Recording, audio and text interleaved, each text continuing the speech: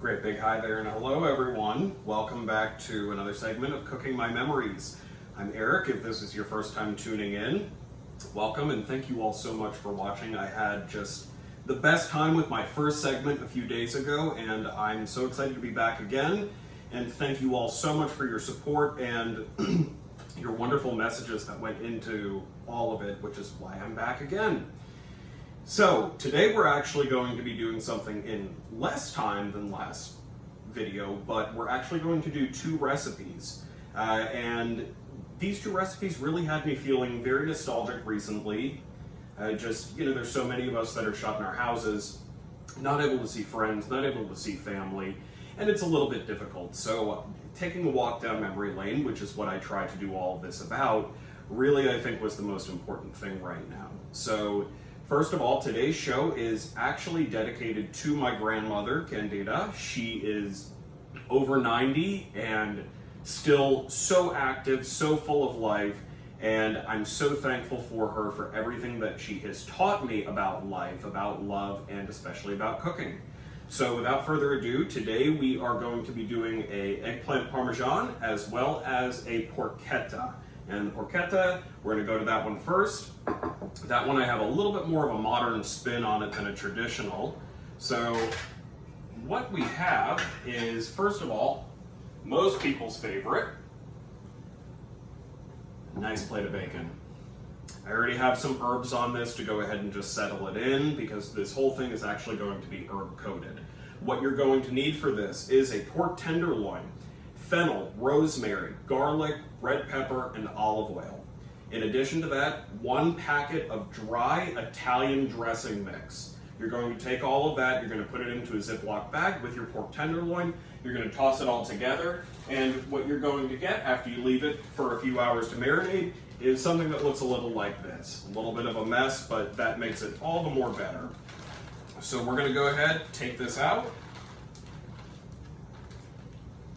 It's nice and coated. We're going to lay it down onto the bacon slabs. And the rest of this dressing, we're actually going to go ahead and pour that in. So the reason for the bacon, there's two purposes to this. First of all, bacon is just delicious. But in addition to that, when you're using herbs, especially things like fennel and rosemary, they tend to dry out very easily. And then when you mix them with something like an extra virgin olive oil, you're really talking about something that has an opportunity to scorch in the oven. So the best thing is to go ahead and somehow figure out a way to cover it. I was actually talking with my cousin Dave a few weeks ago about this recipe. He is A1 at making a porchetta, and I said to him, I think that I'm just gonna go ahead and combat this and just wrap the whole thing in bacon. And he just said, you know what?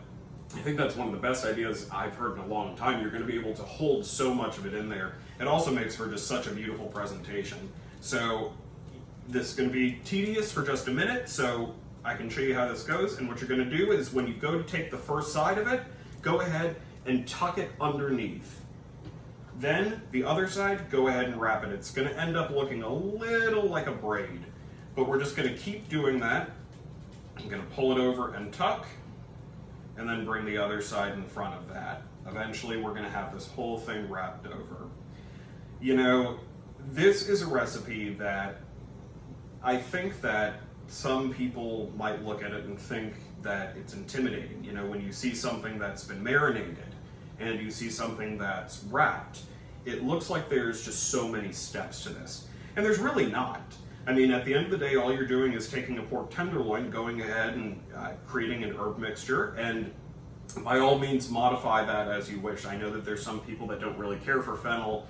They think that it has a licorice flavor. To me, once fennel actually gets cooked, that goes away. In a future segment, I will do a raw fennel salad, which is one of my favorite things. Once you actually dress that, the licorice taste goes almost entirely away, and it's just a nice spring salad.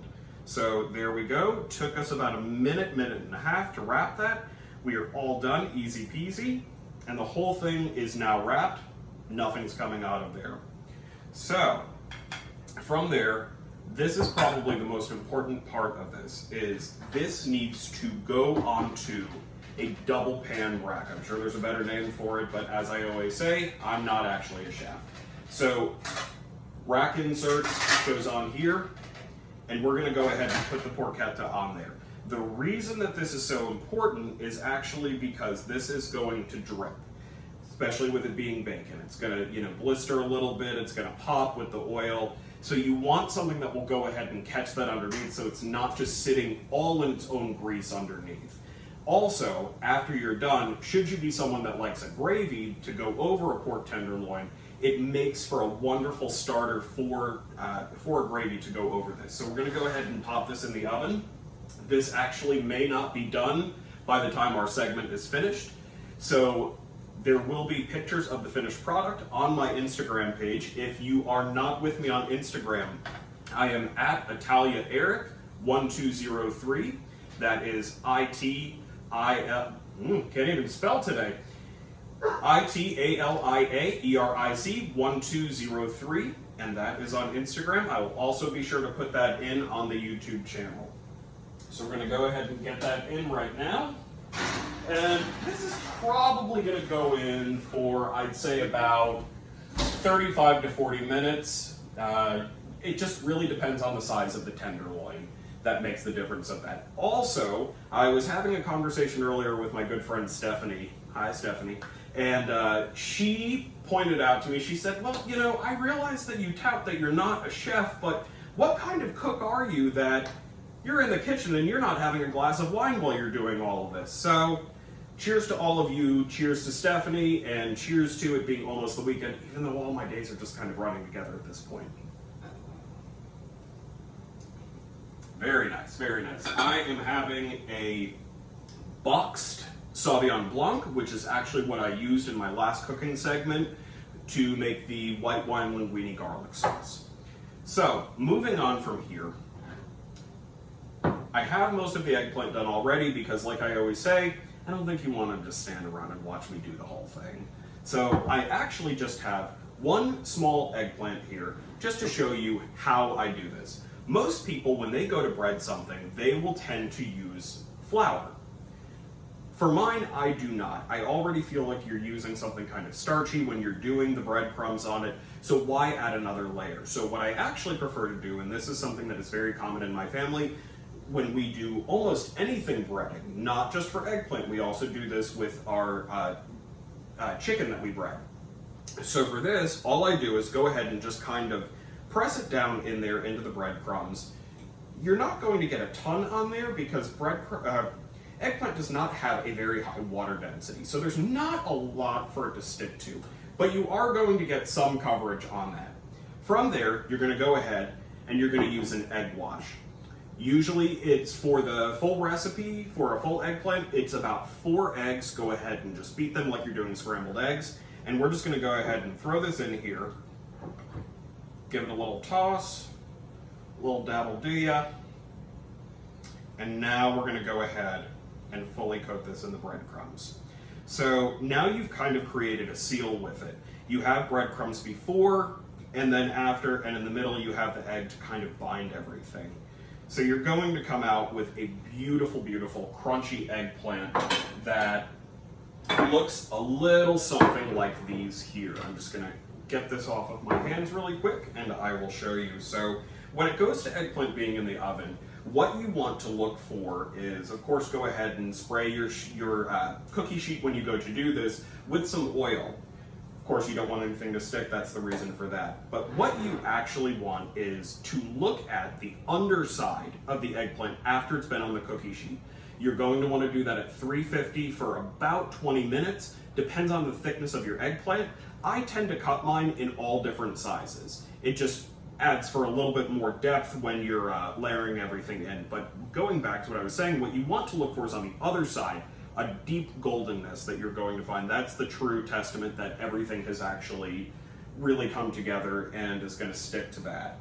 So those are the eggplants right there, all done.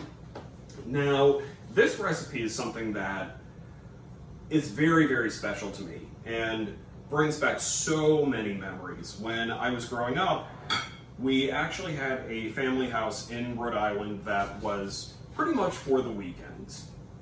You know, my parents weren't working, my aunts and uncles weren't working, so we all got together. It was in the town of Charlestown, Rhode Island. And I think every single cousin that I have, my brothers, every time we talk about this, it brings back so many memories and countless stories. Why this one is so important to me is Saturday mornings were always for going to the beach. My grandmother, she would let us know the night before. Her joke was, well, the train is leaving at 9:45, so be ready. And we would go ahead and get everything together, and all of us, once we arrived at the beach, we all had a job. Some of us, it would be boogie boards, chairs, all of that. My grandmother had one job, probably the biggest and most important. First of all, she prepared the eggplant parmesan. But we would walk onto the beach and we would see all of these families there. And you would see somebody's mother and they would be pulling out ham and cheese on white bread with mayonnaise. And that was something very common, especially in the 90s, that you took to the beach with you. Us, we came onto the beach, 15, maybe more Italians, walk in, and my grandmother would be carrying a tray of eggplant parmesan with a bag of mini rolls on top of it and a spatula. And when it was time for lunch, we would all come back, sit on our blankets, and she would cut our sandwiches for us. And that's what we had as beach food. I was actually talking to a very good friend of mine the other day. Her name is Antonella. Antonella is from Rome, but she lives here in Atlanta now. And I was just kind of telling her about this and how it's such an important memory to me. And she herself even said to me, you know, it's so funny that you actually bring that up, because that's not just your family. That actually is a very traditional Italian thing. When I was growing up, my family, even growing up in Rome and going out to the beaches in Ostia, that's exactly what we would do. We would carry, like a 9x13 Pyrex, and it would be filled with eggplant, and we'd have the rolls with us, and we would be out there until all hours, and that's what we would do. So it's probably one of the warmest memories that I have, just everybody coming together and the week was done, and one dish that everybody, no matter if it was someone who was 5, if it was someone who was 40, we all loved this dish.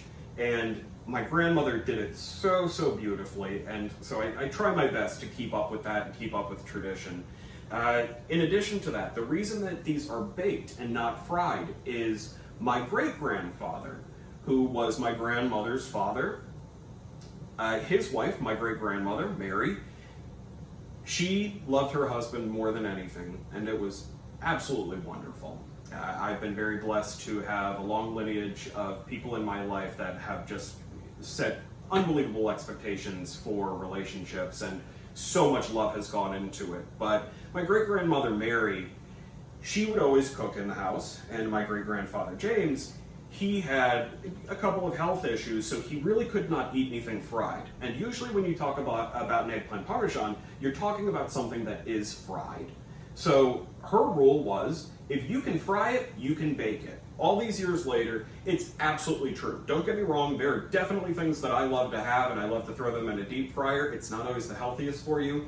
This is the perfect way, in nothing more than my own opinion, to do this. You get so much more of the flavor of the eggplant than you do of the oil. Enough of my stories for a minute, though. I'll be back with more. So we're going to go ahead and start dressing this for the eggplant. I'm actually just using an 8x8 for this because it is just me. The dog is actually sitting on the other side of the camera right now. He is so excited, and he's just waiting for any minute that something is going to drop. He's kind of a little fat boy, but I love him. First thing that you're going to do is put the sauce down in the bottom of the pan. Do not spray oil down there. Do not spray any kind of, really anything. The sauce needs to be your vehicle for this. It needs to be evenly coated. For me, this is my own marinara sauce that I make. The label that you see is because I reuse almost every one of my containers. And by the way, my breadcrumbs that I use, anything will be fine. I use an Italian breadcrumb. We are very fortunate here in Atlanta that we have an unbelievable international market. So I'm able to go in there, and the breads that they make in-house, they also use those for their breadcrumbs, and it really is one of the most wonderful, beautiful breadcrumbs I've ever used in my life. The other thing I want to note is the fact that I actually make sure to use a chilled marinara. I don't like using something hot, especially because it's going to be going back in the oven. I want everything to come up to temperature at the same time, which is why I also already have the eggplant on the plate. It needs to chill a little bit. I feel, and this is nothing more than something that I may have made up in my mind, but I feel that if I were to take these right out of the oven after they've been baking on a sheet, and then I go ahead and I stack them and layer them and I throw sauce in between there and the cheeses, it's just going to make that oil press together even more. I like something that has a little bit of a layer to it, something with a little bit of a bite. So that is really just my preference, but so far it hasn't failed me. So now we are just going to go ahead, we're going to start pressing these down in here. It's kind of a little bit of creating a puzzle, because I'm not going to go ahead and cut these eggplant again to make them fit, because then you're going to end up with an exposed side that may not be coated in breadcrumbs. Well, definitely won't be, since it's a fresh cut into it. But go ahead and just, hi Lauren, press them down into the container, very even layer. And where I was saying before that I do them in all different sizes, that is also just my preference, because I like something that has a little bit of layering to it. You know, nothing is ever flat, nothing's perfect, and as I like to say, don't ever want cooking to be absolutely perfect. I want the flavors to speak for themselves. I want the stories that go behind them to be perfect. Those should be the star of the show, whether it is a dinner party, something for yourself. It should really be something that is there for you. So I have my first layer down right here. It's about 9 of them, all of different sizes, all of different heights. Next, what I'm going to do, just a generous handful of mozzarella. Right now, I am using a bag shredded. It is not my preference. However, as I said in our last episode, and I'm sure many of you are dealing with this right now, a lot of grocery stores are out of quite a bit of things. So it was easier said than done for me to find the wet mozzarella. So there is absolutely nothing wrong with this. It still will have an unbelievable flavor. It just happens to be what I grew up with, was using the fresh wet, but absolutely nothing wrong with this. This is also much more budget friendly. After that, after we've put the mozzarella down, we're going to go ahead, grab Parmesan. Nothing here, I think any of you who are watching may have noticed that I'm not really giving a lot of measurements with this. Reason for that is there doesn't need to be. It all goes into just a matter of taste. Now, when you get to the next layer, you're not going to do a full coating like you did on the base. You're just going to kind of do a couple of dabs. It'll look something like this. Reason for that is, of course, as soon as we go ahead and put this on here, you're going to start layering, and it's going to go ahead and start pushing the sauce around with it. So it's going to move anyway, so there's not a need for a huge amount of perfection. You know, I just told you guys the story about being in Rhode Island, and it really was just such an unbelievable time and unbelievable thing that I got to grow up with something like that. I have so many friends that maybe did not have an opportunity to spend that kind of time with their cousins and still may not be as close to them. And it's truly been one of the greatest joys of my life. I have 2 brothers, and I have a niece and a nephew from each of them. But in addition to that, I have so many other cousins as well that have given me nieces and nephews. Well, actually just nephews. We're very boy-strong in the family. And it really has been just such a great joy of my life that these are people that were not just family. These were my friends as well, and we got to share all of these things together. And as I've been planning out these recipes, there is not a single one of them that I have not spoken to that has said to me, oh my God, I remember exactly where we were and what was going on with this. the mental image in my mind, I'm hoping that in some small way I'm able to convey it to you too. Pretty much all of the details. The sound of the ocean breaking, and probably what my grandmother's bathing suit looked like. She usually, if I remember correctly, was in something like turquoise or pink. I remember that image in my mind of all of us carrying everything from the car and her walking in right in front of us, holding the tray of eggplant parmesan with the rolls and the spatula. And that's something that I hope my nieces and nephews also get to feel. With it being so close to Easter right now, this will actually be the first Easter that many of us are not able to be together due to everything going on in the world. So I actually can't think of a better time to at least think about these memories and remember all of these things. So we are starting to come kind of towards an end right now. Just going to keep pressing. And with this one, because I have so few left, I'm going to add a little more sauce right now. Sure enough, Maddox is at my feet right now because there's breadcrumbs down here, so he's having a ball today. And by the way, if for any reason this has triggered memories for anyone, please feel free to leave comments at the bottom of the YouTube page or on Instagram. Let me know if this struck any chords with you, if it reminded you of anything. I absolutely would love to hear if there are other families out there that did something similar. If there are people out there that just said, oh, you know, that just sounds so nice and it also reminds me of this. I would love to hear everyone's positivity right now. There is so much going on, and I think that just a little slice of positive and a little bit of happy and maybe regaling of a memory is something that we all could need right now. I know that I absolutely would love to hear from each and every one of you. So there we are at the end of that. For this, because it is top layer, I'm not going to do it as heavy as the bottom, but I am going to go ahead and spread this out a little bit more. It will, of course, thin out as it starts to heat. So we're all set there. With this one, I'm going to actually do the Parmigiana first. Nice little snowstorm.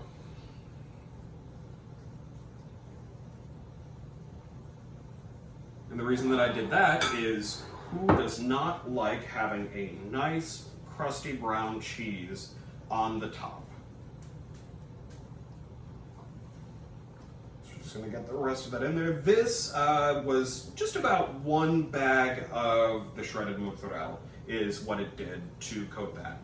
I never coat the entire thing because it's going to spread out anyway, much like the sauce, life, thighs. And there you have it. Everything is complete with that. So we're going to go ahead and we're going to get this into the oven now. This one is going to cook for about 25 minutes. I am going to pull out the porchetta right now just so that you can see what it looks like. It is nowhere near completed, but I just want you to see where it is in the process. So as of right now, the bacon has definitely adhered, and it's just starting to form drippings at the bottom. I am out of focus. So we're probably going to need, I'd say, another 20 to 25 minutes on that. The eggplant parmesan is going to be about 25 minutes. I will have pictures that are posted so that you can see the completed product of these, and I hope that you certainly try them in your kitchen.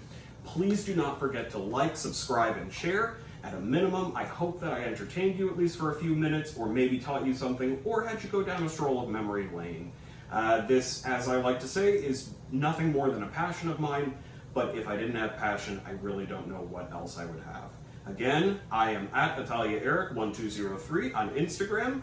Please like, follow, subscribe, share. I also want your comments. I want your feedback. I want to hear from everyone on this. I hope everyone has a great rest of their day.